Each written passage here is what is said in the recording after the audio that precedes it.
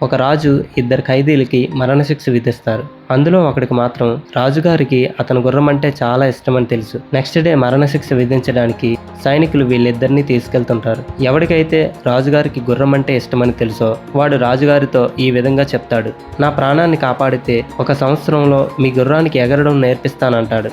ఇది విన్న రాజు ప్రపంచంలోకెల్లా ఎగిరే గుర్రం మీద స్వారీ చేసే రాజుగా నేను చరిత్రలో నిలిచిపోతానని మురిసిపోయి ఆ ఖైదీని రిలీజ్ చేయమని చెప్తాడు.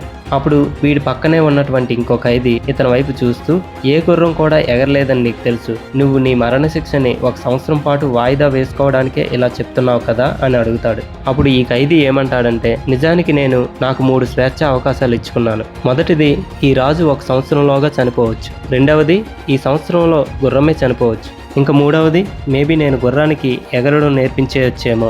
ఈ సంవత్సరంలో ఏం జరుగుతుందో ఎవరికి తెలుసు, నేను బతకడానికి ఒక అవకాశం వెతుక్కోవడానికి నాకు 1 సంవత్సరం టైం ఉంటుంది కదా అంటాడు.